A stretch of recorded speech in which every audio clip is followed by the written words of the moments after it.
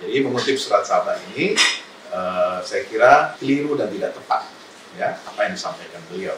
Tapi mungkin yang saya sampaikan tadi di muka bahwa tidak cukup waktu atau merujuk kepada kitab-kitab atau rujukan tafsir yang otoritatif, sehingga terkesan memberikan suatu pandangan yang sangat longgar, bahkan dinilai agak liberal, ya, ketika menentukan kebenaran suatu agama itu adalah hanya Allah dan itu terjadi di hari kiamat. Apakah benar demikian? Kebenaran agama dalam hal ini Islam ini tidak bisa ditawar-tawar lagi. Dan kita sudah ketahui kebenaran agama Islam ini dari ayat-ayat Allah yang disampaikan di dalam Al-Quran, yang qat'i, yang mutawatir, bahkan yang bersifat muhkamat. Itu semua menunjukkan satu keyakinan yang tidak ada keraguan-raguan di dalamnya, bahwa agama Islam ini adalah satu-satunya agama yang benar di sisi Allah Subhanahu wa taala, dan Allah sendiri sudah memberikan penilaiannya, ya, dan penilaiannya itu sudah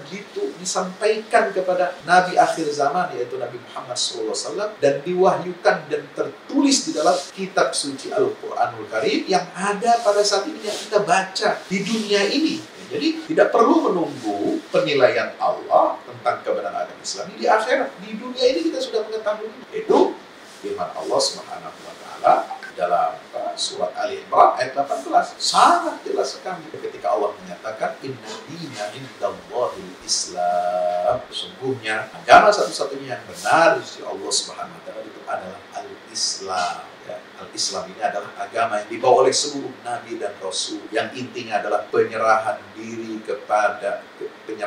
dan ketundukan yang kepasrahan yang mutlak kepada kehendak Allah Subhanahu wa taala dalam mengesahkan. Itulah agama tauhid yang dibawa oleh seluruh para nabi dan rasul. Allah Subhanahu wa taala di ayat yang ke-85 surat Ali Imran lebih tegas lagi mengatakan, wa may yabtaghi ghairal islami dinan falan yuqbala minhu wa huwa fil akhirah. Siapa yang mencari selain Islam itu sebagai agama, wa may yabtaghi ghairal islami dinan, siapa yang mencari selain daripada Islam itu sebagai agamanya, kan dia tidak akan pernah diterima. Tidak akan diterima. Di dunia tidak akan diterima oleh Allah Subhanahu wa taala, apalagi di akhir. Wa huwa fil akhir wa ghairal islam fala yuqbala minhu wa huwa fil akhirati minal khasirin. Dan dia di dalam di akhirat kelak dia termasuk orang-orang yang merugi.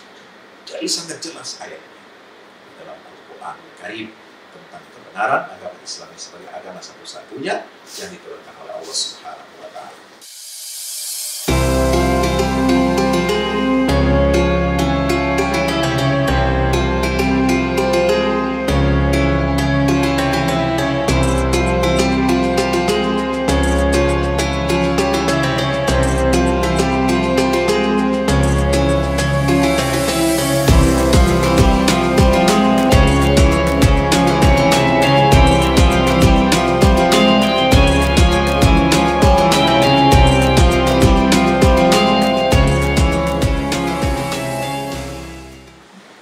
Bismillahirrahmanirrahim. Assalamualaikum warahmatullahi wabarakatuh.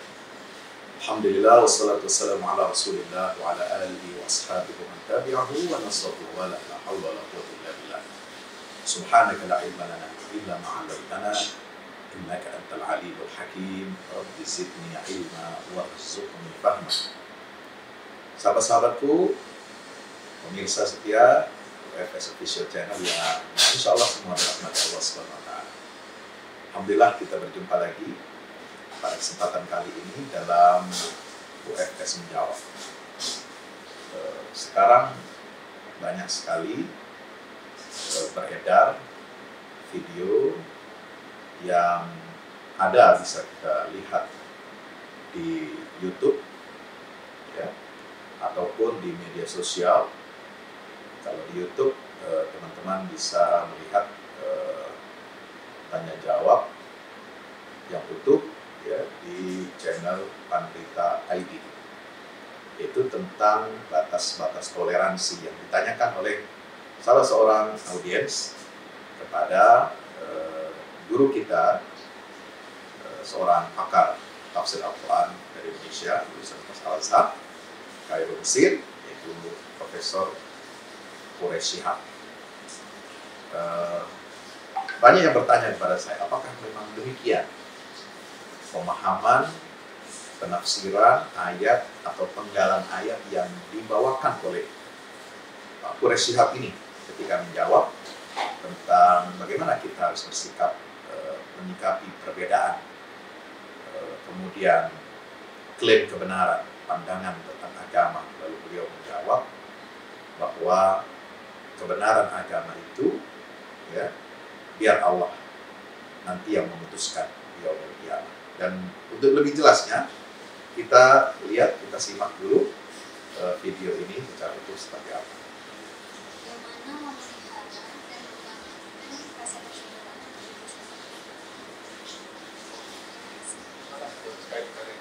Bagaimana membangkitkan rasa persaudaraan antar Membangkitkan persaudaraan untuk agama. hormatilah semua orang yang wajib.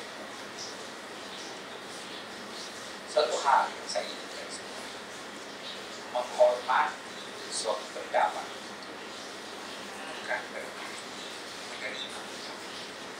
Non-Muslim dia punya pendapat, saya hormati, walaupun saya tidak setuju dengan dia. Jadi tolak hormat.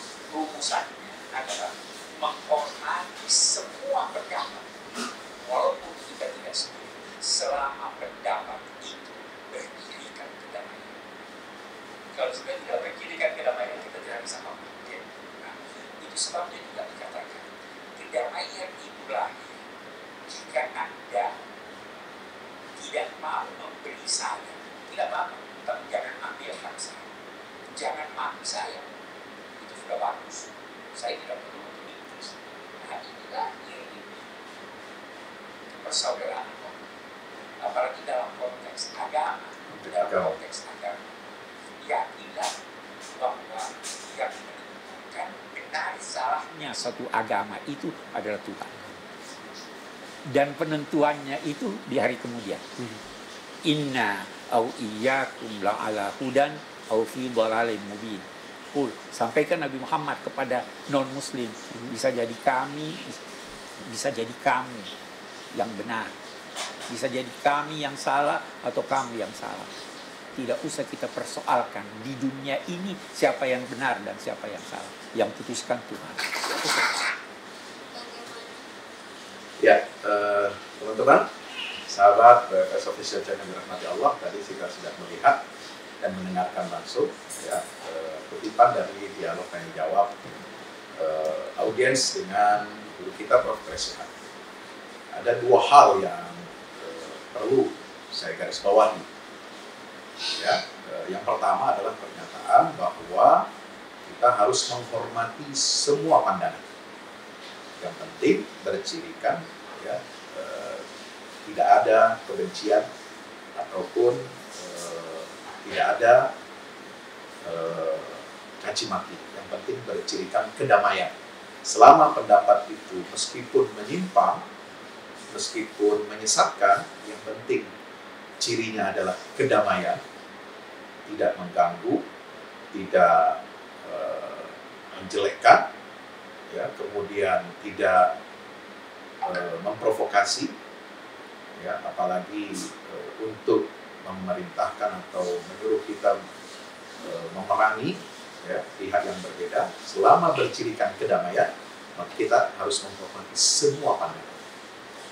Nah, itu yang pertama. Yang kedua, soal bahwa kebenaran suatu agama itu tidak bisa dinilai di dunia ini, tetapi kebenaran itu diserahkan penilaiannya di yaumil akhir kepada Allah Subhanahu wa Ta'ala. Nah, lalu beliau membawakan ayat ke-24 surat Saba. Qul may yarzuqukum minas samawati wal ardh qulillah wa inna aw iyyakum la'ala hudan aw fi dhalalin mubin. Katakanlah, wahai Muhammad, kepada orang-orang musyrikin, karena konteksnya ini adalah untuk kaum musyrikin. Siapa yang sanggup terus-menerus memberikan rizki kepadamu, baik dari langit maupun dari bumi? Katakanlah, wahai Muhammad, tegaskan kepada mereka, yang memberikan rizki itu adalah hanya Allah Subhanahu wa Ta'ala semata. Wa inna aw iyyakum la'ala hudan aw fi dhalalin mubin. Dan sungguhnya kami atau kalian yang berada di atas kebenaran atau berada di dalam kesesatan yang nyata. Baik, yang pertama saya ingin karena diminta oleh sahabat-sahabat, teman-teman untuk mengomentari atau menyikapi isi daripada dialog tanya jawab guru kita Prof. Syihab, saya ingin mengatakan bahwa memang dalam forum tanya jawab langsung seorang ulama, seorang mubalik memang memiliki dilema tersendiri. Ya, di satu sisi ya, menjawab spontan suatu pertanyaan memang bisa jadi beliau, semua ulama, semua tokoh publik, semua public figure ya, itu bisa jadi dia memiliki banyak sekali ide, banyak sekali amunisi ya, jawaban-jawaban yang sudah dipersiapkan dan memang sudah terbiasa karena banyak membaca ya.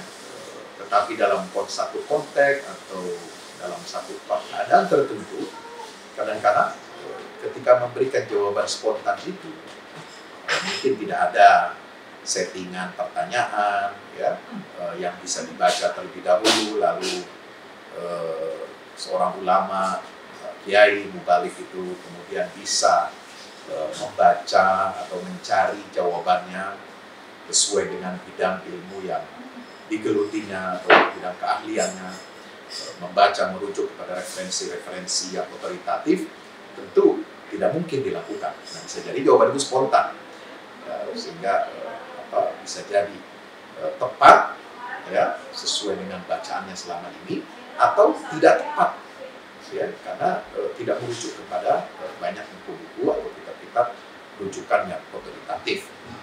Ya, ini memang kondisi yang dilematis. Satu sisi harus memberikan jawaban secara langsung, secara spontan, karena masyarakat, terutama audiens, mengenal kedalaman, keluasan ilmu seorang ulama, seorang ustadz, seorang mubalik. Tapi di sisi lain kita juga yang diposisikan sebagai ulama, mubalik, kiai, atau tokoh, public figure juga harus berhati-hati dalam menjawabnya dan tidak boleh serampangan. Ya, yang pertama adalah mengenai menghormati semua pandangan. Beliau di sini menyatakan dengan lafaz atau kata-kata yang bersifat umum. Ya, kata-kata yang bersifat umum yaitu menghormati semua pendapat. Selama dia bercirikan kedamaian, maka kita harus menghormati. Nah, ada satu yang mengganjal diri kami ketika mendengarkan statement semacam ini, yaitu tidak setiap pandangan kemudian standarnya itu adalah bercirikan kedamaian, itu bisa untuk kita hormati. Ya, sebab mesti kita bedakan.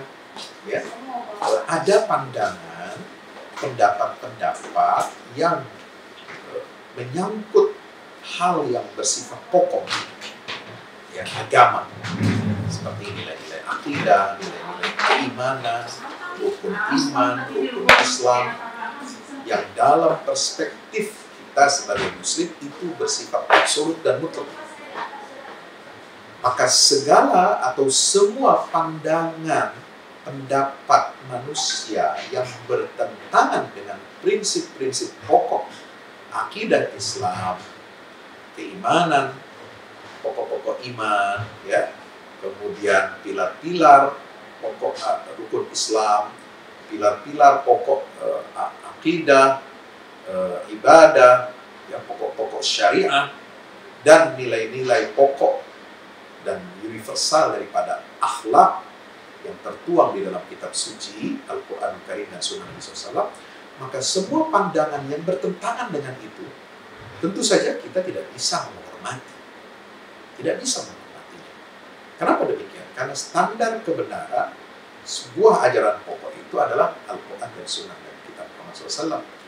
Nah, kalau ada yang bertentangan, misalnya dalam pokok-pokok akidah, keimanan, ya, tentang keesaan Allah Subhanahu wa Ta'ala, tentang hari kebangkitan, hari kiamat, bahwa itu nyata, benar adanya, kemudian tentang surga dan neraka, ya, kemudian iman kepada para nabi dan rasul yang wajib kita imani, ya, iman kepada kitab-kitab suci, ya, kemudian juga kepada para rasul, pada hari akhirat, iman pada hari akhirat. Jika ada yang bertentangan dengan nilai-nilai pokok, maka kita tidak bisa menghormatinya, ya, tidak bisa menghormati pandangan yang berbeda atau bertentangan dengan nilai-nilai pokok akidah dan keimanan, ya, di dalam ajaran agama Islam, seperti yang tertuang termaktub dalam ayat-ayat yang muhkamat, yang sudah pasti dan sifat qat'i di dalam Quran, dan petunjuk didukung oleh petunjuk dari Nabi kita Muhammad sallallahu alaihi wasallam.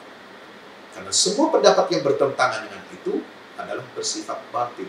Famadza ba'dal haqqi illa dhalal. Setelah kebenaran itu jelas, qad tabayyana lahumur rusdu minal ghayy. Setelah jelas mana petunjuk, mana hidayah, mana yang lurus, tentu semua yang bertentangan dengan al-haq itu adalah berarti kesesatan. Maka tidak ada yang tersisa setelah dijelaskannya, setelah terang benderangnya kebenaran itu, nilai-nilai pokok dalam ajaran agama Islam, nilai-nilai pokok akidah, nilai-nilai pokok ibadah, nilai-nilai pokok syariah, nilai-nilai pokok akhlakul karimah, maka yang bertentangan dengan semua, tentu itu adalah kesesatan yang tidak bisa kita hormati. Ya. Adapun kalau kita bertoleransi dengan orang yang berbeda agama dengan kita, berbeda keyakinan kita, ya memang kita toleransi. Ya, kita membiarkan mereka untuk menjalankan ibadahnya sesuai dengan keyakinan mereka. Kita tidak ganggu. Nah, itulah namanya toleransi. Tapi kita tidak boleh membenarkan dan menghormati pandangan yang bersifat pokok agama yang bertentangan dengan akidah, syariah, ya, dan akhlak yang diajarkan yang bersifat pokok di dalam Al-Quran dan Sunnah Nabi kita Muhammad sallallahu alaihi wasallam. Karena tolok ukur kebenaran, ya, dalam mengukur nilai sebuah pandangan yang berkaitan dengan nilai pokok akidah, itu adalah standarnya, tolok ukurnya adalah Al-Quranul Karim. Ya, Bapak Ibu, sahabatku yang dirahmati Allah Subhanahu wa taala, maka saya ingin mempertegas lagi, ya, jika yang berlaku itu adalah pandangan-pandangan yang bersifat furu'iyah, ya, cabang, ya, bukan yang pokok tapi cabang agama, ya, dalam perbedaan mengenai masalah hal-hal yang bersifat furu'iyah, fiqhiyah, ya, apakah itu perbedaan dalam furu' akidah, ya, bagaimana tentang menjelaskan sifat-sifat Allah, apakah ditakwilkan, apakah ditetapkan, diisbatkan, atau diserahkan maknanya tafwid kepada Allah Subhanahu wa ta'ala, itu furu' akidah. Kalau berbeda pandangan, kita hormati, karena dia masih dalam koridor mengesahkan Allah, mentauhidkan Allah Subhanahu wa ta'ala. Bukan mengatakan Tuhan itu beranak atau diperanakkan, Tuhan bukan salah satu dari tiga oknum, ya, atau Tuhan itu adalah perwujudan dari seorang manusia, ya, misalnya, itu sudah bertentangan. Kita tidak bisa menghormati dan kita tidak bisa membenarkannya, ya, tetapi kita bisa bertoleransi. Nah, tetapi kalau dalam masalah pandangan, pendapat-pendapat yang menyangkut dengan furu', cabang-cabang agama, seperti rincian tentang bagaimana kita memahami sifat-sifat Allah Subhanahu wa ta'ala yang bersifat yang ada kemiripan dengan makhluk, maka itu kita harus bertoleransi, ya, ada perbedaan di situ.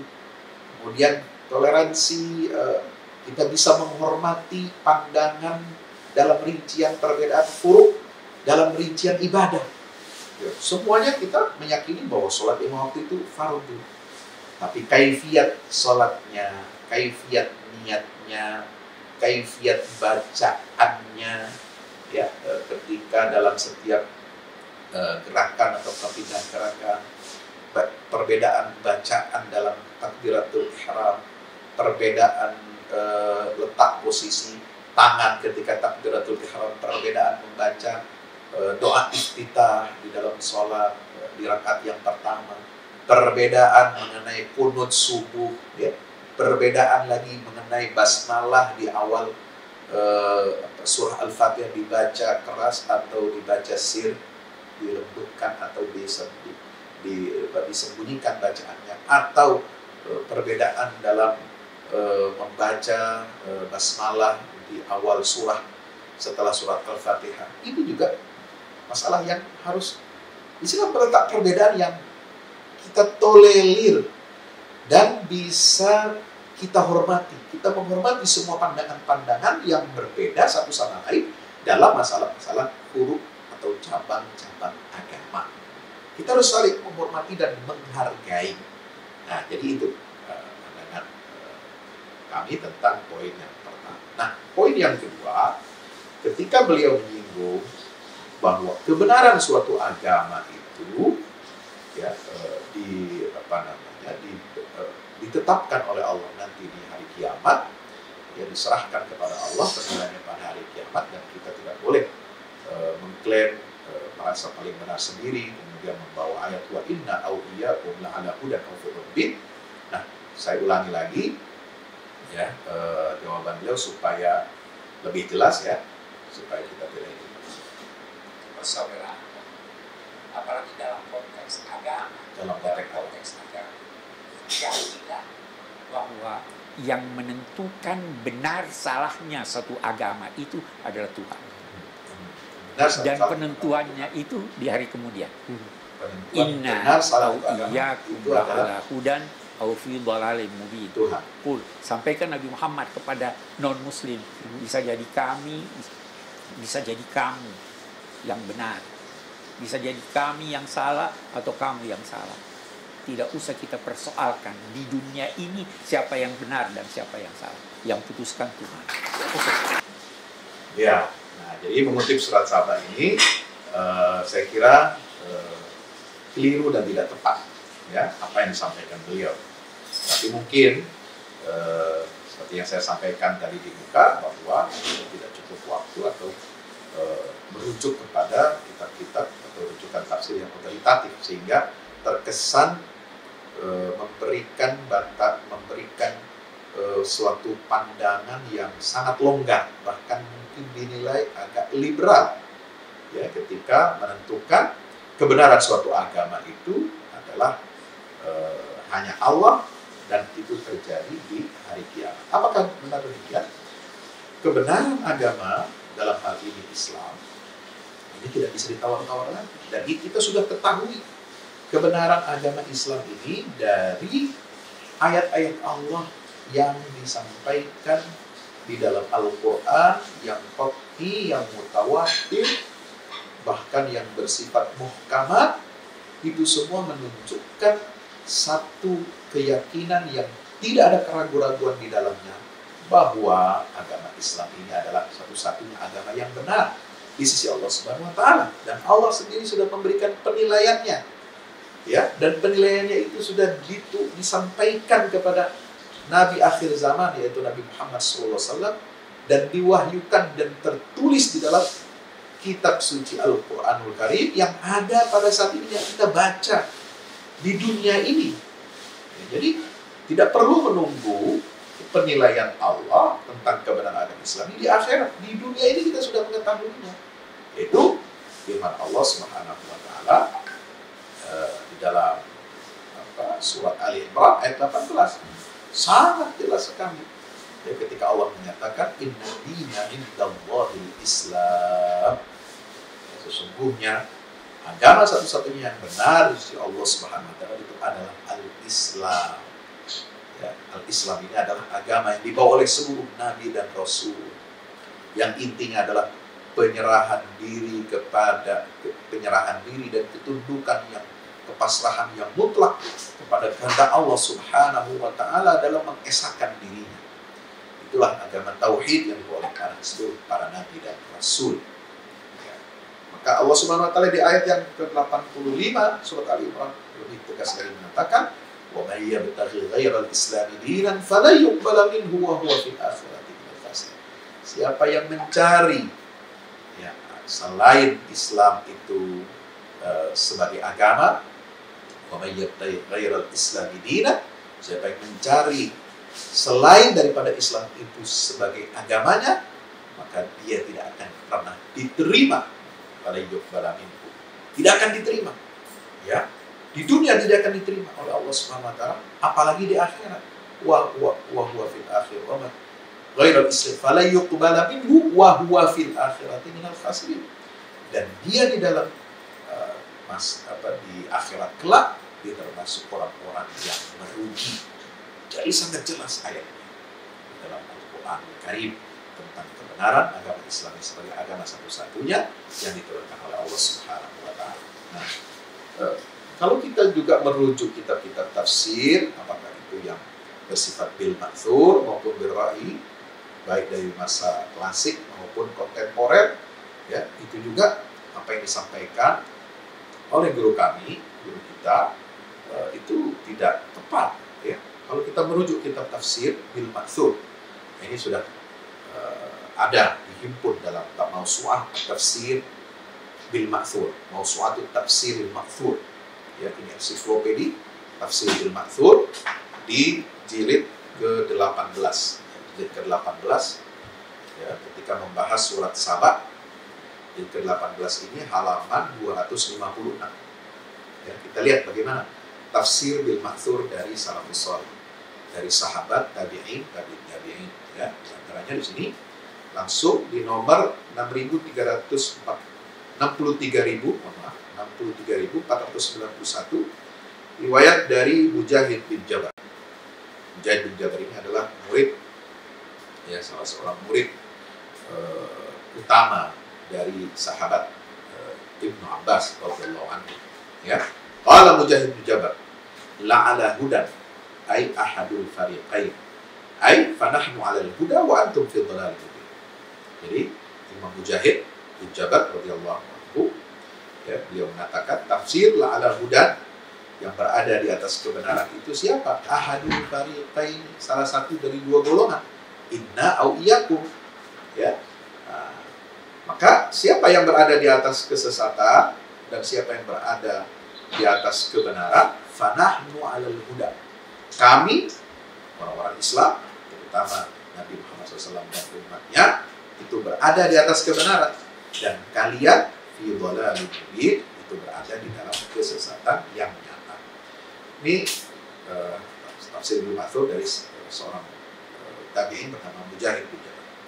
Yang kedua dari Ikrimah Maula Ibn Abbas, ya, dalam menafsirkan ayat wa inna awliyakum la'ala hudan wa fitnah mubin, beliau Ikrimah Maula Ibn Abbas, ya, berkata inna la'ala hudan wa innakum la fi dhalalin mubin, ya, yaitu sesungguhnya kami yang berada di atas kebenaran dan kalian yang berada di dalam kesesatan yang nyata. Nah, di dua pandangan ini, yaitu dari Mujahid dan Ikrimah Maula Ibn Abbas, itu bisa kita baca, ya, di dalam tafsir Ibnu Jarir At-Tabari dan juga di dalam tafsir Imam As-Suyuti Ad-Durrul Mansur, yang di sanadnya itu kemudian disampaikan oleh Imam As-Suyuti, ya, kepada Sa'id bin Mansur, Abad bin Humaid, Ibn Mundir, dan Ibn Abi Hatim. Ini ada di dalam kitab tafsir Ibn Abi Hatim, tafsir bin Mansur, ya. Yang ketiga pandangan dari Imam Qatadah bin Di'amah, ya, wa inna awiyakum, apa pandangan beliau tafsir bil ma'thur, qala dzalika ashabu Muhammadin lil musyrikin wallahi ma nahnu wa antum ala amrin wahid. Demi Allah, tidaklah kami dan kalian berada dalam satu level, kita berbeda. Inna ahadal fariqaini lam yahtadin, karena sesungguhnya salah satu dari dua golongan itulah yang pasti telah mendapatkan petunjuk dari Allah Subhanahu wa taala, ya.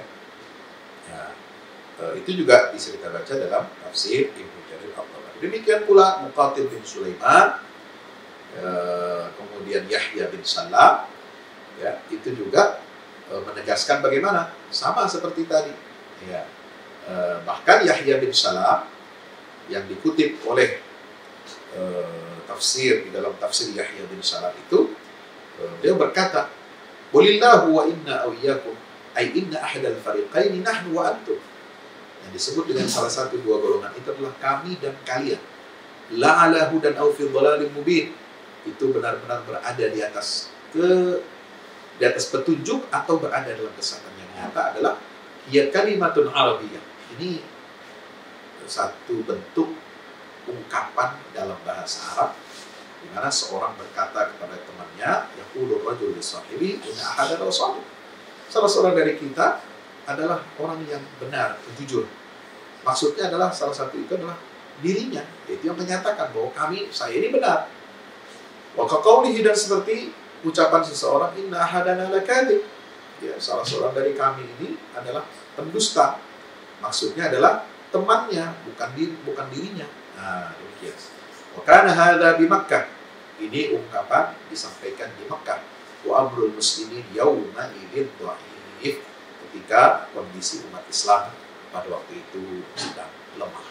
Ya, sehingga wajar Nabi SAW diperintahkan oleh Allah untuk menyampaikan tentang kebenaran posisi Nabi SAW yang menyampaikan dakwah tauhid, mengajak orang-orang musyrikin untuk bertobat kepada Allah, meninggalkan kemusyrikannya, kesyirikannya, meninggalkan penyembahan berhala-berhala dan hanya menyembah Allah Subhanahu wa taala.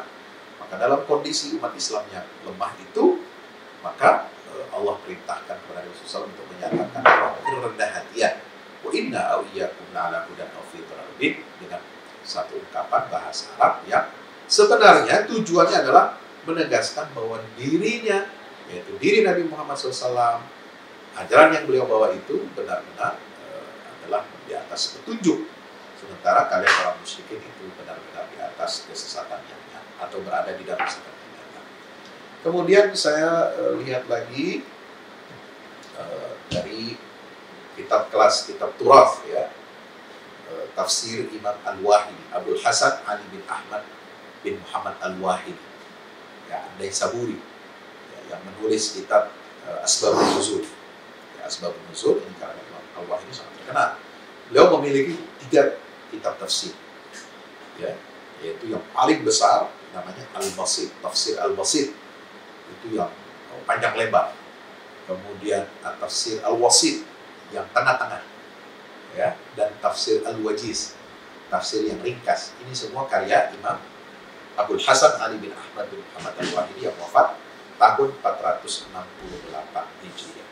Ketika kita buka jilid yang beberapa ini, jilid 18, ya, di halaman 340, beliau juga mengatakan, ya, menegaskan di sini nomor 24, qauluhu qul, katakan kepada orang-orang kafir Makkah, yarzuqukum minas samawati wal ardh, siapa yang telah memberi kalian rizki dari langit dan bumi. Nah, ini adalah ihtijajun alaihi, adalah cara mendebat kepada orang-orang musyrik bahwasanya Allah itulah yang memberikan rizki, dan maka sebab itulah dia berhak untuk disembah oleh kalian. La ghairahu, bukan selain Allah Subhanahu wa taala. Ya, karena selain Allah tidak bisa memberikan rizki kepada kalian. Nah, kemudian Bapak Ibu yang dirahmati Allah Subhanahu wa taala, di sini disebutkan, ya, thumma amarahu bi an yukhbirahum annahum 'ala dhalal bi ibadati ghairillah. Setelah menyatakan bahwa hanya Allah satu-satunya yang memberikan rezeki kepada kamu, sehingga dia Allah satu-satunya yang berhak untuk kalian sembah, ya, maka Allah memberikan kabar, ya, kepada kaum musyrikin bahwasanya mereka itu berada di atas kesesatan. Karena apa? Menyembah selain Allah Subhanahu wa taala. Itu dengan apa? Firman-Nya, wa inna aw iyyakum, ya, yaitu dengan firman Allah Subhanahu wa taala, dan sesungguhnya kami atau kalian. Ala takdir thumma qul. Nah, setelah qul may yarzuqukum, nah, itu kemudian ada sebuah kata kalimat yang dikira-kirakan. Ya, apa kira-kiranya? Thumma qul. Lalu katakanlah. Ya. Nah, beliau di sini mengutip pernyataan Imam Atha dari Ibnu Abbas. Al-alif silatun lil kalam yuridu alif waw. Alif yuridu alif aw. Ya, alif di situ, aw di situ adalah silatun lil kalam, itu hubungan yang menghubungkan silah bagi sebuah percakapan. Ya, kemudian auha huna bimanzilati wawin nasqi. Ya, beliau menjelaskan bahwasanya penulis kitab An-Nazm Syarah Sahibun Nazm bahwasanya menurut tata ilmu bahasa Arab, ya, ilmu balaghah, ya, dijelaskan au di situ adalah seperti kedudukannya seperti wawun nasab. Waw yang berarti menunjukkan keserasian. Apa maksudnya? Ta'wiluhuma mubtada'ani majmu'ani laha jawabani majmu'ani. Itu ada dua mubtada yang dikumpulkan, yang kemudian punya dua jawaban juga yang terkumpul. Fayaridu ila kulli wahidin minhuma ma yaqtadi. Ya, maka kemudian kepada salah satu dari dua golongan itulah yang kemudian jawabannya sesuai dengan apa yang sesuai dengan kondisi masing-masing.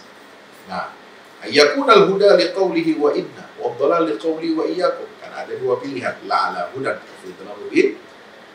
Yaitu yang satu berada di atas petunjuk dan satu lagi berada di dalam kesesatan yang nyata. Itu jawabannya kembali masing-masing itu kepada satu jawaban yang sesuai dengan kondisi pembicaraan. Ya, maka al-huda, hudan di situ, petunjuk itu kembalinya kepada inna, kami, dan dhalalin mubin itu kembalinya kepada iyyakum, yaitu kalian. Ya, nah ini. Jadi sama seperti misalnya ketika Imam Al-Wahidi ini mengatakan bahwa ini contoh seperti ini dalam hal itu adalah hal yang lumrah, hal yang biasa. Bukan berarti memberikan pandangan yang relativis, pandangan yang nisbi, bisa jadi kami atau kalian yang berada di atas kebenaran atau kesesatan yang nyata. Berarti ini seolah-olah pandangan yang nisbi, yang relatif. Tidak seperti itu. Sebab dalam ungkapan bahasa Al-Quran itu sudah jamak dipakai untuk menyatakan bahwa salah satu dari dua jawaban itu adalah untuk salah satunya. Jadi yang mana yang benar, mana yang salah itu jelas. Seperti misalnya dalam surat Al-Qasas ayat 73, wa min rahmati ja'ala lakumul laila wan nahara litaskunu fihi wa litabtaghu min fadli. Ketika Allah menyebutkan kata malam dan siang, kemudian setelahnya litaskunu fihi wa litabtaghu min fadli, supaya kamu beristirahat dan kamu mencari karunia Allah. Nah, istirahat itu cocoknya untuk apa? Kata malam sebelumnya. Dan mencari rezeki karunia Allah itu cocoknya pada di mana? Di siang hari. Nah, jadi kembalinya dua kata ini berbeda. Tidak untuk semuanya. Misalnya istirahat dan mencari rezeki itu di malam hari. Juga istirahat dan mencari rezeki di siang hari. Tidak seperti itu. Jadi kembali kepada salah satunya. Maka wa inna au iyyakum la'ala hudan aw fidrun bin, menurut para ahli kata bahasa Arab, ahli ilmu balaghah Al-Quran, bahwa kata hudan itu kembali kepada inna, karena itulah yang benar. Kami berada dalam posisi yang benar, dan kata dhalalin mubin itu kembali kepada iyyakum. Ya. Jadi ini harus kita pahami. Inilah yang kemudian juga disebutkan oleh Abu Ubaidah, ya, di dalam kitab Majazul Quran. Jadi dalam Majazul Quran, teman-teman dirahmati Allah Subhanahu wa taala, karangan Abu Ubaidah sangat terkenal sekali. Beliau mengatakan maknahu inna la'ala hudan wa innakum lafi dhalalin mubin. Sesungguhnya kami yang berada di atas di atas petunjuk kebenaran, dan seluruh kalian berada di dalam kesesatan yang nyata. Ini disebut di dalam kitab Majazul Quran karangan Abu Ubaidah jilid 2 halaman 148. Sama seperti makna ucapannya Muqatil yang tadi disebutkan dalam Musnad Tafsir Ibnu Mas'ud. Nahnu wa antum amrun laisa laisa ala amrin wahid ay inna ahadal fariqaini la ala hudan yani an-nabi wa nafsu wa ashabah wa innakum la fi dhalalin mubin yani kufar Makkah. Ya.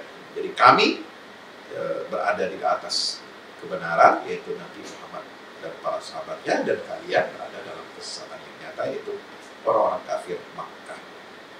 Ya, maka di situ di situ adalah wawun nasqi. Ya, wajib memahami di situ sebagai waw an-nasab, sesuai seperti waw yang memberikan keserasian seperti tadi al-lail wan nahar litaskun fihi wa litabtaghu min fadli. Jadi waw nas untuk memberikan keserasian, keharmonisan, ya, urut-urutan yang tepat. Ya, jadi di situ sama dengan waw nasab, ya, yang menunjukkan keharmonisan dan keserasian dalam mengurutkan suatu pemahaman kalimat. Ya. Demikian.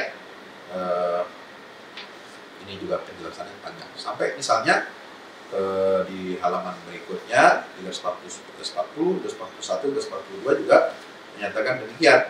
Ya, misalnya inna ahadana lakadzib, salah seorang dari kami itu adalah pendusta, atau inna ahadana lasadiq. Ya, jadi ini yang dimaksud itu adalah bahwa kami yang jujur dan kalian yang dusta. Fatukadzibuhu bi ahsan min syarihit takdzib. Apa maksudnya? Supaya apa? Kita menjelaskan tentang betapa sesatnya orang-orang musyrik itu dengan cara yang lebih baik, lebih indah. Karena Al-Quran menggunakan kata-kata yang indah, kata-kata yang menghujam ke dalam hati untuk menunjukkan kesesatan mereka, tetapi dengan cara dan metode yang begitu indah dan memukau. Ya, tidak langsung dengan menyatakan bahwa kalian betul-betul dalam kesesatan. Ya, tidak langsung seperti itu. Jadi ini luar biasa. Jadi memang banyak penegasan semua ulama di sini menegaskan bahwasanya kebenaran itu atau petunjuk itu adalah untuk kami, ya, sementara kalian itu berada dalam kesesatan. Demikian pula misalnya yang bisa kita lihat dalam kitab Nazmud Durar karangan Imam Burhanuddin Al-Biqai. Imam Burhanuddin Al-Biqai ini, Nazmud Durar itu paling sering dikutip oleh Quraisy, ya, yang wafat. Penulis kitab Nazmud Durar ini Imam Al-Biqai, Burhanuddin Ibrahim bin Umar Al-Biqai ini wafat tahun 885 Hijriah. Di kitabnya Nazmud Durar. Ya, itu juga yang menjadi penelitian disertasi. Ya, Pak Quraish Shihab, ya, di dalam kitab Nazmud Durar juga menegaskan di sini hampir sama. Ya, di jilid yang atau juz yang ke-6, ya, jilid ke-6 halaman 177. Dimulai dengan pembahasan ayat 24. Qul may yarzuqu minas samawati wal ardi qulillah wa inna iyyakum la'ala hudan aw fi dhalalin mubin. Maksudnya bagaimana? Ketika Allah menafikan, mencabut, ya, dari sekutu-sekutu mereka, ya, yang mereka sekutukan untuk Allah, bahwasanya mereka tidak memiliki sedikit pun dari alam semesta ini, dan semua kekuasaan Allah tetapkan bagi dirinya sendiri, maka Nabi SAW diperintahkan oleh Allah untuk menegaskan dan menetapkan kepada mereka dengan sesuatu yang dapat membungkam mereka. Qul may yarzuqukum minas samawati wal ardh. Nah, ini. Jadi ini adalah pertanyaan untuk membungkam mereka. Maka jawabannya adalah qulillah. Nah, lalu kemudian disebutkan di sini, ya, wa amarahu ba'da iqamati hadzal dalil bain ayyud bi'ahu ma huwa ashaddu 'alaihim min waq'in nabl bi tariqin la ansafa minhu. Setelah itu Allah perintahkan Nabi Muhammad setelah menegakkan dalil yang jelas itu, ya, diikuti, dilanjutkan dengan apa? Sesuatu dentangan, dentuman yang lebih dahsyat kepada mereka. Dengan satu cara, metode yang tidak ada yang lebih insaf, tidak ada yang lebih adil dan proporsional daripada itu. Nah, jadi inilah disebut dengan dengan pandangan dalam ilmu balaghah, satu ilmu balaghah yang mengatakan inilah bentuk insaf kepada musuh, ya, adil, ya, kemudian proporsional untuk menjawab atau membungkam musuh atau lawan debat atau lawan bicara. Ini disebut dengan la ansafa minhu wa la yastati ahadun an yusawwiba ilaihi naw'uta. Ya, maka tidak ada seorang pun yang bisa mengarahkan kepada dirinya, ya, satu bentuk celaan dan tikaman. Nah, supaya apa? Supaya kita bisa betul-betul, ya, im'anun nazar fi tamyiz al-muhib min al-mubtil bil inkhila min al-hawa. Ya, karena tujuan daripada redaksi wa inna awliyakum la'ala hudan aw fil mubin adalah untuk kita menekankan sebuah pandangan yang mendalam agar kita bisa membedakan mana yang hak dan mana yang batil. Nah, maka bentuknya bagaimana? Inna ahlu tauhid fil ibadah liman tafarrada bil rizq aw iyyakum ahlul isyraq bihi man la yamliku syai'an min al-asya'. Ya, jadi disebutkan kami ini adalah ahli tauhid, sementara iyyakum kalian itu adalah ahli syirik. Nah, wa au ala bi annaha la bi makna al-waw. Ya, au di situ tidak bermakna waw, ai inna ahada fariqaina ala ihdal halatain mubhamah. Maka disebut dengan ibham ghairu muayyanah, yang tidak ditentukan. Ya, ini menunjukkan khatarun azim, satu perkara yang sangat besar, yang sangat agung. Ya, dikauni fi syakkin min amri ghairu maqtu'in lahu bil huda. Ya, kenapa? Dia merupakan satu perkara yang besar, seolah-olah dia berada dalam keraguan. Ya, tidak ada kepastian terhadap petunjuk. Fanzuru bi uqulikum, maka hendaklah kalian melihat, hendaklah kalian lihat itu dengan akal-akal pikiran kalian. Fi ta'yinihi, ya, siapa yang menetapkan, yang menentukan kebenaran dan kebatilan itu? Al-huwallazi 'arafa al-haq li ahli aw alladzi badala al-haq li ghairi ahli.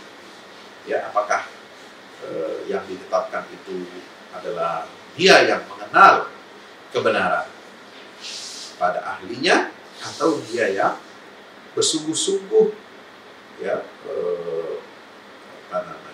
mengerahkan segenap daya dan upaya untuk mengenal kebenaran, ya, pada yang bukan ahli. Maka itu beliau mengutip Imam Al-Ghazali mengutip dari siapa? Ibnul Jauzi.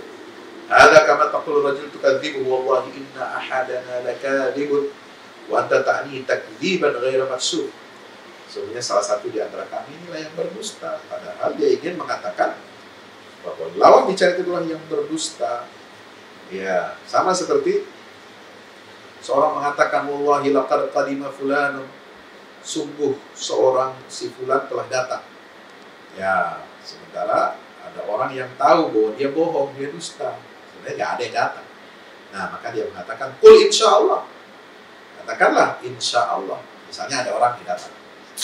Ya, orang ini terkenal suka bohong, lalu bilang, demi Allah, si fulan sudah telah datang. Maka orang yang tahu dia punya kebiasaan berbohong mengatakan, hei fulan, katakanlah insyaallah. Ya, jika Allah menghendaki. Nah, seperti itu.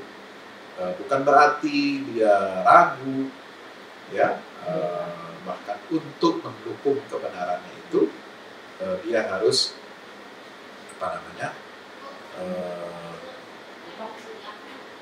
jadi teman-teman, di sini kita jelaskan, jadi dengan mengatakan insya Allah, ya, itu dia berarti telah mendustakannya dengan sesuatu yang lebih indah, lebih baik daripada dia langsung mengatakan orang ini dusta. Enggak, bohong kamu.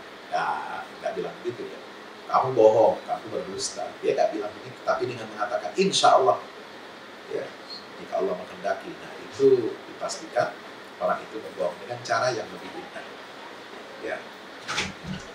Wala siyama ba'da iqamati dalil al-murad.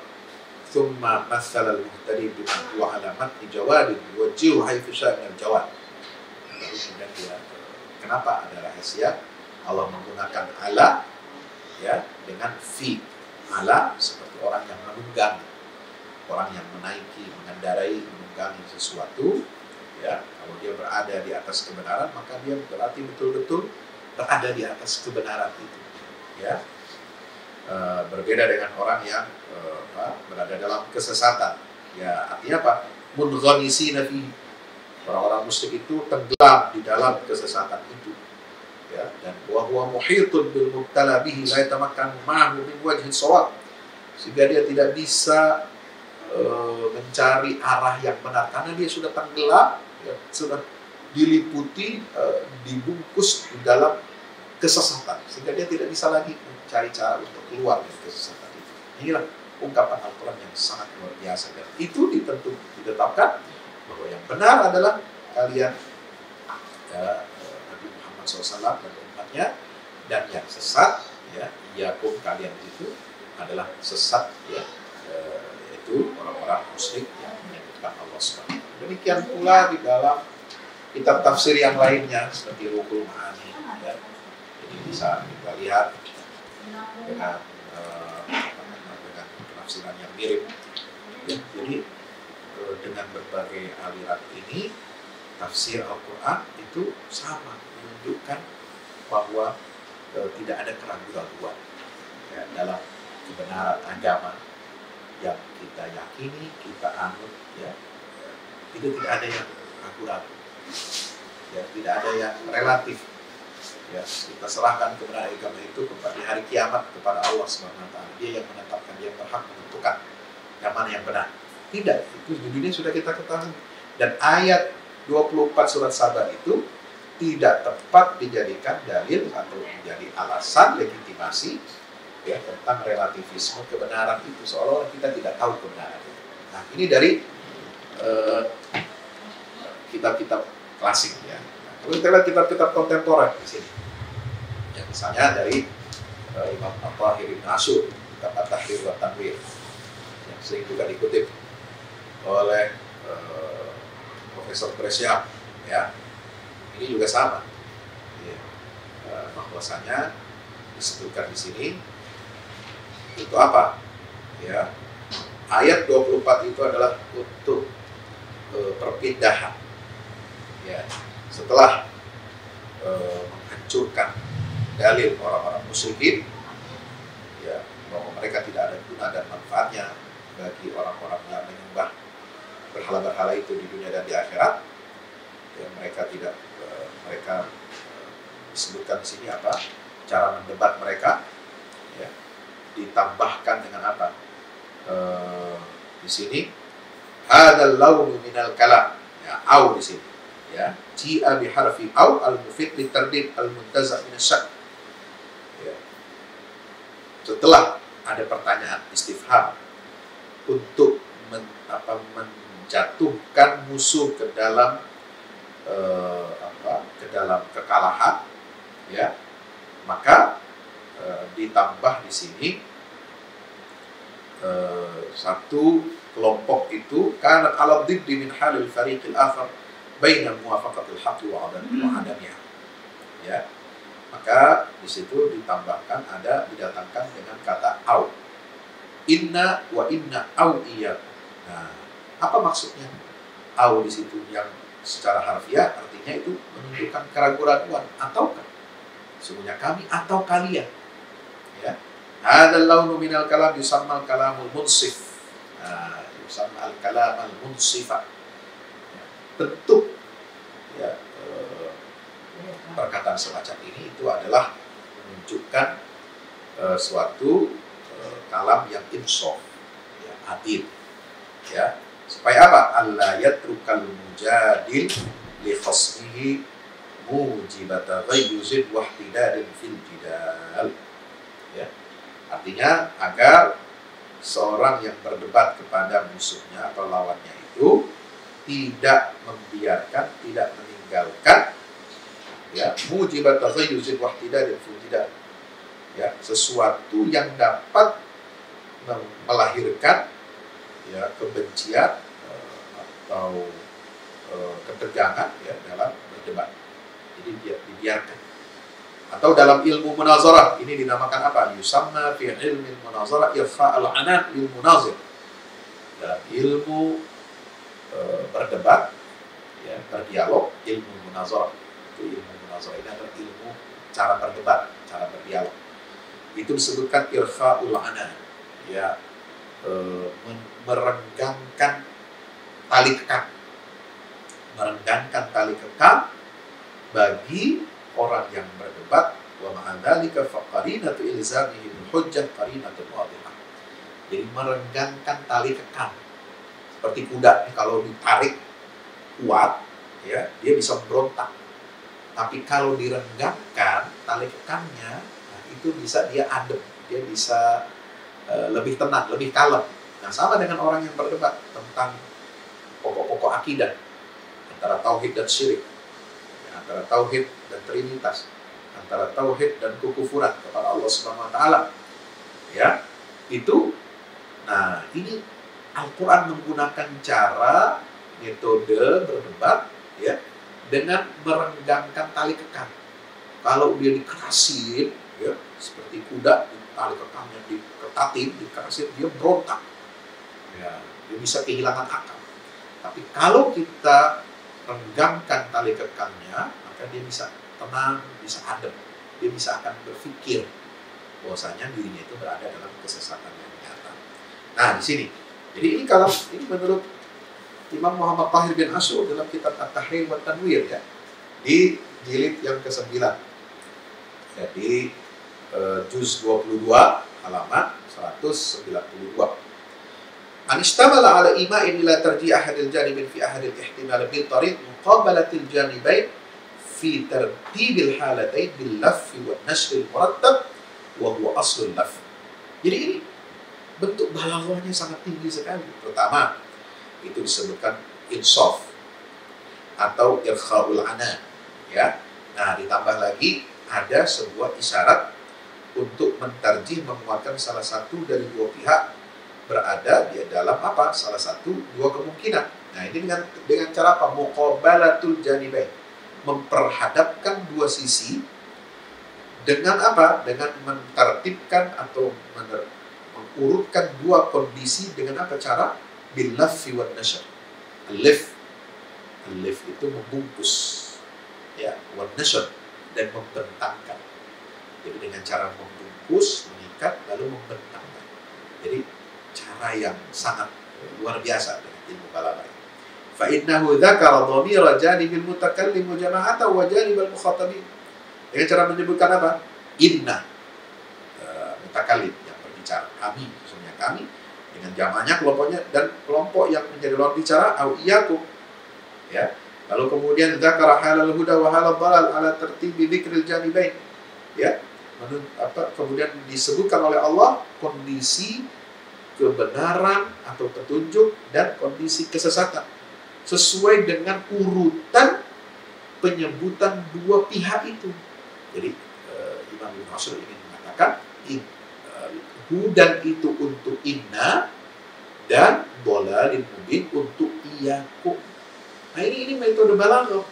Jadi ima ila tarjih ahadil janibain fi ahadil ihtimal bi tariq muqabalatil janibain fi tartijil halatain. Dengan apa? Dengan metode al-laf wan nashr, membungkus dan membentangkan. Dengan tertib urutan sesuai tertibnya, hudan itu untuk inna, kami, ya, itu kebenaran, itu untuk kami, dan kesesatan dhalalin mubin misalnya itu untuk apa? Iyyakum. Nah, ini adalah bentuk apa? Bentuk balaghah, ya. Karena yang kelompok pertama itu diarahkan kepada kebenaran atau petunjuk, kelompok lain itu kepada kesesatan yang nyata. Nah, ini juga ta'rid, memberikan apa? Memberikan menyindir, ya, menyindir dan mengecam dengan bentuk yang lebih menghujat dari, ya, misalnya ketika kita langsung tanpa dengan yang alih dengan ungkapan yang sorohah, dengan ungkapan yang terus terang, ya, itu ini lebih indah, lebih cakep, ya, caranya. Kemudian tajahulul arif, ya, di dalam ungkapan seperti ini itu disebutkan bahwasanya orang yang arif, bijaksana, bijak lestari itu dia tajahul, ya, dia tidak menganggap sesuatu, ya, tidak menganggap dirinya ada. Faqadil ta'ama fi hadhihi al-jumlah thalathu muhassinatin min al-bari' wa nuqtatun min al-bayan fashtamalat ala arba' khususiyat. Ya, jadi ini bentuk ada 3 macam kata-kata muhassinat, ya, bentuk yang indah dalam ilmu badi, dan ada nuktah, ada 1 noktah dalam ilmu bayan. Ya, itu ada jenis. Lalu kemudian huruf ala hudan, ala di atas, dan fi dhalalin, itu berada di dalam kesesatan, dalam kesalahan nyata. Itu juga menunjukkan satu bentuk bentuk ungkapan bahasa yang luar biasa. Kalau la'ala hudan seperti contoh dengan orang yang menunggangi kuda, itu isti'arah tamthiliyah makniyah tabaiyah, ya. Kemudian juga dengan huruf zarf, ya, orang yang sesat itu berada di dalam kesesatan, ya, itu diliputi oleh kesesatan, dia tenggelam dalam kesesatan. Ini juga satu bentuk ungkapan yang sangat luar biasa, menegaskan bahwa kita berada di dalam kebenaran dan mereka berada atau kalian berada dalam kesesatan. Ya, ini banyak sekali kitab tafsir, ya, termasuk juga kitab tafsir Al-Wasit karangan Syekh Al-Azhar, Syekh Muhammad Said Tontowi dan Syekh Ahmad Al-Qubi, ya, di jilid ke-11, ya, halaman 289. Ya, itu sama, yaitu ala wajhil insaf. Ini metode insaf dalam berdebat, ya, seperti tadi yang sudah dijelaskan dalam beberapa kitab sebelumnya. Demikian pula Syekh Muhammad Mutawalli Sya'rawi, ya, Syekh Muhammad Mutawalli Sya'rawi di dalam tafsir Khawatir Imaniyah, ya, di jilid yang ke-14, ya, halaman 518. Ini menarik, ya, beliau mengatakan apa? Ya, al-huda wa dhalal itu antara petunjuk dan kesesatan itu 2 hal yang bertolak belakang. Bukan hanya bertolak belakang ini artinya tidak akan mungkin bertemu, ya, tidak akan mungkin bertemu, ya. Nah, beda dengan tesis dengan antitesis, ya. Satu bentuk, ya, abdid, ya, bentuk yang berlawanan. Bisa jadi kalau did bentuk berlawanan, misalnya berani dengan penakut, misalnya berani dengan penakut, ya. Kalau berani dengan penakut itu di situ namanya did, ya. Tapi dia tidak, antara berani dan penakut itu misalnya ketika ditanya, ya, apakah ini berwarna merah atau hijau, maka jawabannya bukan merah, bukan hijau, yaitu putih. Nah, itu. Jadi 2 hal yang berbeda, ya, itu tidak akan bersatu, tetapi bisa dua-duanya tidak ada. Bisa diganti dengan sesuatu yang baru. Tapi kalau 2 hal yang bertolak belakang, jika salah satu dari itu dinafikan, maka berarti dia ditetapkan untuk satu hal yang lain. Nah, maka di sini di dalam tafsir Khawatir Imam Muhammad Sya'rawi, ya, di 14 halaman 518, ya, di situ disebutkan kana ala ahaduna ala al-huda fala budda an yakuna al-akhar fi ad-dhalal wa la thalitha lahu. Ya, salah satu dari kami ini berada dalam kebenaran dan petunjuk, maka mesti pihak lain itu berada dalam kesesatan, ya. Jadi benar atau salah, ya, petunjuk atau sesat, hak atau batil, tidak ada yang ketiga. Itulah metode antara iman dan kufur.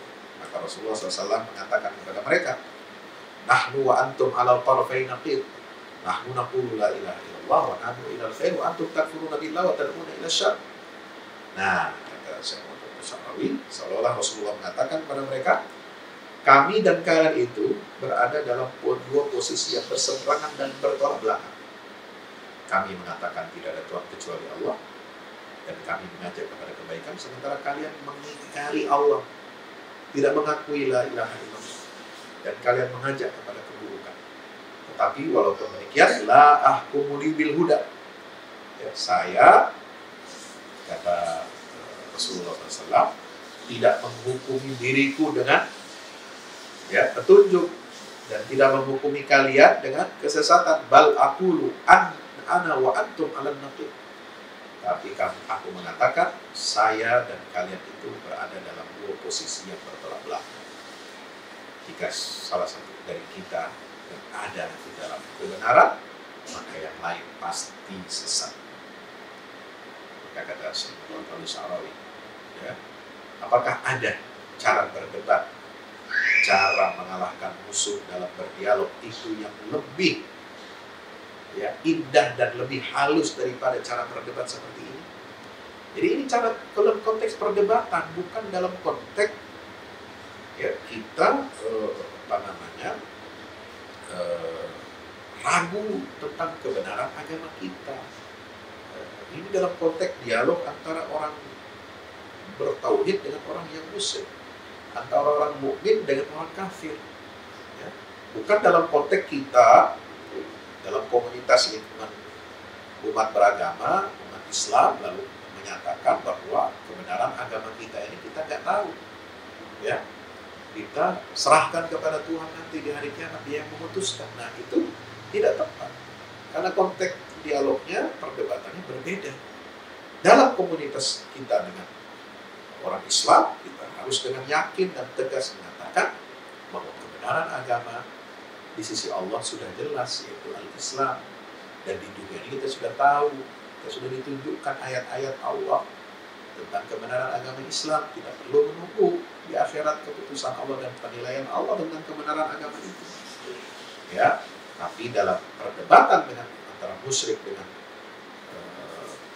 orang bertauhid, antara orang kafir dengan orang mukmin, nah ini cara salah satu yang ditunjukkan oleh Allah dengan cara yang sangat indah. Rasulullah tidak mengklaim, tidak menghakimi, menghukumi dirinya dan orang beriman dengan petunjuk, walaupun sudah jelas petunjuk kebenaran itu ada pada sisi Rasulullah dan orang beriman. Walam yahkum 'alal kuffar bid-dhalal wa raghmaduhi fi janibihim. Dan Nabi SAW tidak menghukumi orang kafir itu sesat, meskipun tegas dan jelas kesesatan itu ada pada diri mereka. Nah ini cara berdebat, cara berdialog. Nah, ini contohnya apa? Ada dua orang bersumpah tentang satu hal di depan orang buta. Lalu kemudian ayaqulu li wahid anta shadiq wa lil akhar anta kadhib. Apakah mungkin orang yang buta itu mengatakan kepada salah satunya, kamu benar, dan yang lain kamu dusta? Tidak. Tapi wahidun minkum as-shadiq wal akhar kadhib. Nah, tetapi pasti orang buta itu mengatakan salah satu di antara kalian itu ada yang benar dan yang lain itu berarti dia berdusta. Karena segilah la'ala wa inna au iyyakum la'ala hudan au fi dhalalin. Ini dalam tafsir Syekh Syarawi. Nah, kalau kita lihat yang kontemporer, di Sunalil Quran, maaf, saya harus panjang lebar menjelaskan supaya tidak terjadi keraguan-keraguan, iltibas. Nah, jadi di sini adalah disebutkan wa inna iyyakum la'ala hudan. Di tafsir Said Qutb fi Zilalil Quran di jilid 9, halaman 319. Fi Zilalil Quran jilid 9 halaman 319. Di sini ada terjemahannya. Wa inna iyyakum la'ala hudan afi dhalalin mubin. Sesungguhnya kami atau kamu orang musyrik pasti berada atau bersama nyata. Ini adalah merupakan puncak keadilan, kejujuran, dan etika dalam berdebat. Ini dalam konteks perdebatan, bukan untuk komunitas Muslim sehingga membuat kita ragu, tidak, tapi untuk berdebat. Etikanya ada keadilan dan kejujuran. Rasulullah bersabda kepada orang musyrik, salah seorang dari kita pasti dalam petunjuk dan yang lainnya pasti berada dalam kesesatan. Kemudian tidak memberikan kata pasti siapa yang mendapatkan petunjuk atau tersesat dari keduanya. Hal itu untuk merangsang daya pikir dan perlindungan mereka dalam ketenangan yang tak diselimuti oleh kekerasan hati dalam berdosa, keinginan untuk berdebat semata dan melakukan perkara yang mustahil. Beliau hanya seorang memberi petunjuk dan pendidik yang berusaha memberikan petunjuk dan bimbingan kepada mereka, bukan menghinakan dan membuat malu mereka yang semata bertujuan untuk menghinakan dan mengalahkan. Debat dalam bentuk yang beretika dan penuh sugesti ini lebih dekat untuk menyentuh hati orang-orang yang sombong, orang yang membangkang dan berbangga-bangga dengan pangkat dan kedudukan, serta merasa sombong untuk mengetahui dan tidak mau tunduk. Maka cara berdebat seperti ini itu menjadi lebih berpotensi mendorong mereka bertadabbur dengan tenang, berpikir dengan tenang, dan mendapatkan penyadaran yang mendalam. Inilah salah satu contoh etika berdebat yang harus ditemukan oleh para dai. Jadi itu cara metode berdebat, bukan di tengah komunitas muslim dulu kita menjelaskan bahwa kita ini ragu-ragu, masih bimbang, ya. Tunggu penilaian Allah saja nanti di hari kiamat tentang kebenaran agama. Tidak seperti itu, ya, maaf ya, tidak bisa seperti itu seperti dijelaskan oleh guru kita. Nah juga terakhir di dalam tafsir Al-Azhar karangan Profesor Dr. Hamka, ya, di jilid 7 ya, di halaman 312 tafsir ayat 24 surat Saba, ya, disebutkan di sini, sesungguhnya kami atau kamu pasti dalam bentuk atau paksaan yang nyata yang diketuk sekarang, ya. Nah, jadi diketuk hatinya adalah sati sanubari mereka sendiri dan akal mereka yang murni. Sudah nyata mereka tidak dapat menjawab bahwa yang menurunkan rezeki itu bukan berhala. Lidah mereka gugup buat menjawab, sebab hati sudah merasa bersalah.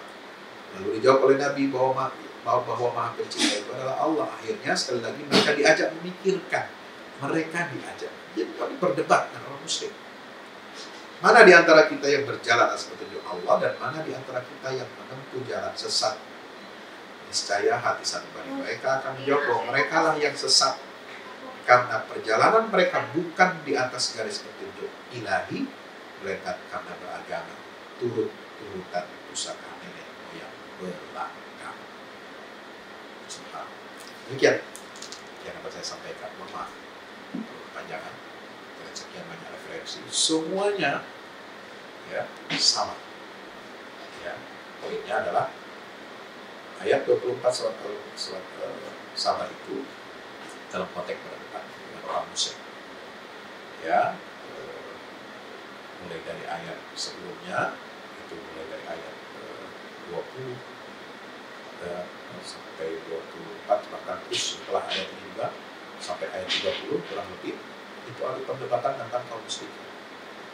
Ya, tujuan untuk apa? Untuk insaf, ya, untuk memberikan kesempatan bagi mereka merenung, ya, untuk insaf dan irkhaul anan, ya, untuk merenggangkan tali kekang, ya, untuk berbicara pada mereka dengan profesional dan jujur, supaya mereka mau berpikir bahwa sebenarnya itu mereka dalam keadaan kesesatan, dalam kondisi kesesatan yang nyata, dan kami umat Islam berada dalam kondisi yang berada di atas kebenaran dan petunjuk Allah Subhanahu wa Ta'ala. Jadi ini yang ketiga adalah itu adalah bentuk balaghah Al-Quran, menunjukkan mana yang benar, mana yang salah, mana yang hak, mana yang batil, dan itu dalam konteks kita berdebat bukan untuk konteksnya menanamkan keraguan-keraguan, ya, atau menanamkan benih, ya, penisbian kebenaran, relativisme kebenaran, bahwa nanti yang benar itu hanya Allah yang tahu, dan itu nanti penetapannya, penilaiannya hanya ada di hari kiamat. Tidak. Pada hari Al-Quran, semua ayat-ayat Al-Quran yang muhkamat, yang qat'i, tegas menjelaskan kebenaran agama Islam, menjelaskan kebenaran tauhid, menegaskan kebenaran tauhid, kebenaran Islam, ya, dan menyalahkan serta tidak menghormati pandangan-pandangan orang-orang musyrik, karena itu pandangan orang-orang musyrik, pandangan orang-orang kafir dikuliti oleh Al-Quran, ditelanjangi oleh Al-Quran. Ya, begitu banyak ayat-ayat yang mengkritik, yang menelanjangi akidah Trinitas, akidah kaum musyrik, akidah orang-orang kafir, ya, orang-orang yang tidak percaya kepada akhirat, tidak percaya kepada Allah Subhanahu wa Ta'ala. Maka demikian yang dapat saya sampaikan. Wallahu a'lam. Mudah-mudahan Allah senantiasa membimbing kita jalan yang benar, yang lurus. Innahu ni'mal maula wa ni'mal nasir. Sallallahu ala nabiyina Muhammad wa ala alihi wasallam. Walhamdulillahirabbil alamin. Wassalamualaikum warahmatullahi wabarakatuh.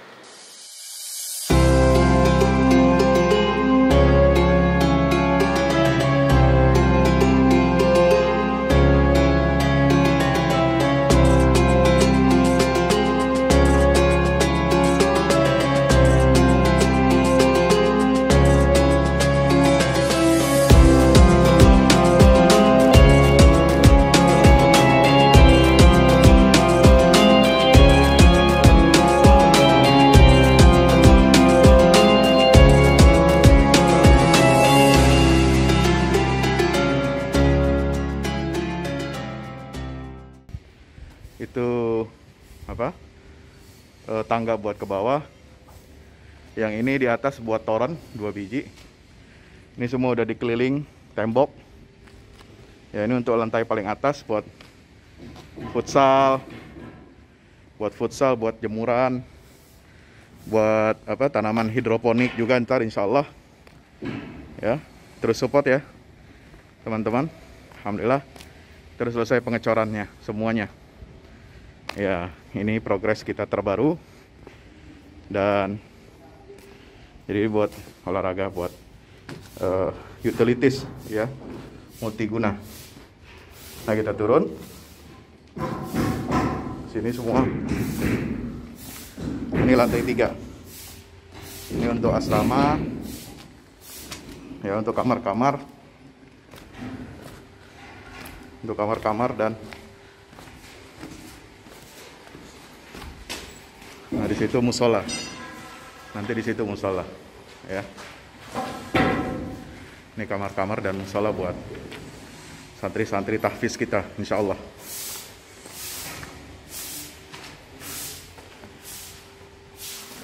Nah, ini lantai 2 kita turun.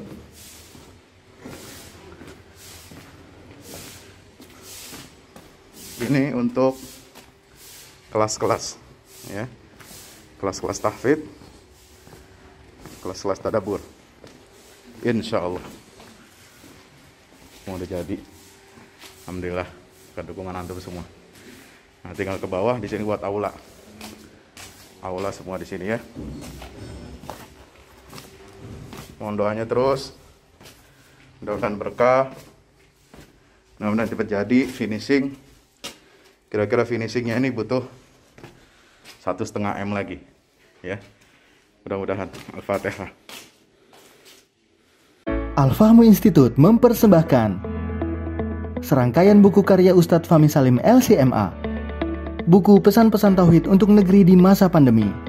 Buku mutiara ilmu-ilmu Al-Quran. Ada diskon 20% untuk buku tafsir sesat 58 esai kritis wacana Islam di Indonesia dan buku kritik terhadap studi Al-Quran kaum liberal. Anda dapat memesannya melalui layanan WhatsApp di nomor 0877 0637192 dengan format pemesanan ketik nama, alamat lengkap, nomor handphone, dan jumlah buku yang diorder. Ongkos kirim di luar harga buku dan menyesuaikan wilayah dengan paket standar. Lampirkan juga bukti transfer Anda ke rekening BNI Syariah di 0631 748573. Tunggu apa lagi? Pesan sekarang.